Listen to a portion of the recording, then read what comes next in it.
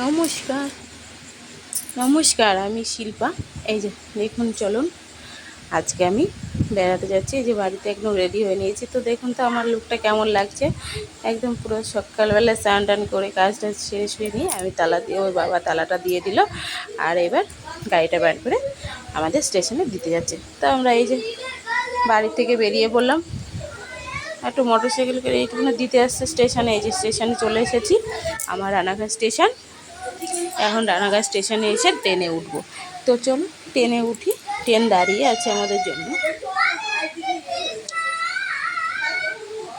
এই যে ট্রেন দাঁড়িয়ে আছে, ট্রেন চলে এসেছে, ট্রেন ঢুকে পড়েছে।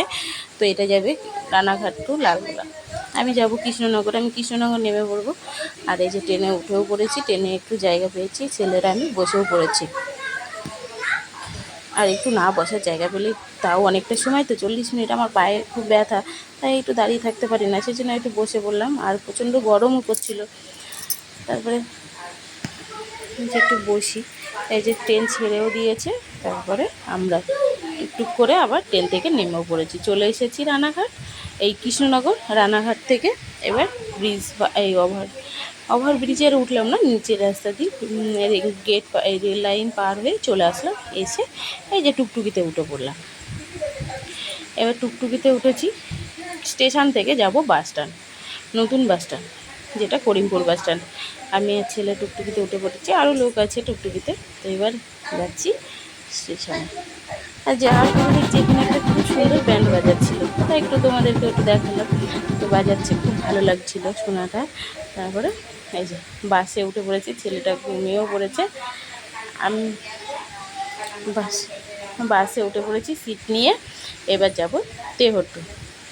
তো চলো ফাইনালি এবার তেহট্টে বাস থেকে নেমে পড়েছি। নেমে আমি একটা স্টেশনারি দোকানে গেছি, একটু নেল পালিশ শেষ হয়ে গেছে, তো নেল পালিশ নিয়ে নিলাম। এখান থেকে আমি আসলে সব নেল পালিশগুলো নিয়ে যাই, তো এই জন্য আসলাম। আর একটু নেল পালিশটাও নিয়ে নিলাম। নেওয়ার পরে চলে এসেছি মিষ্টির দোকান। আমাদের এখানে এটা হচ্ছে সবথেকে বড় মিষ্টির দোকান। আর এই বাজারে এই মিষ্টির দোকানটা এটা খুবই ভালো এবং খেতেও খুব সুন্দর, খুব সুস্বাদু। তাই মিষ্টির দোকানে চলে এসেছি। অনেক রকম মিষ্টি আছে, তো আমি মিষ্টি আমার তো ফাইনালি নেওয়া হয়ে গেছে। এইদিকে একটু দেখানো একটু সমস্যা ছিল।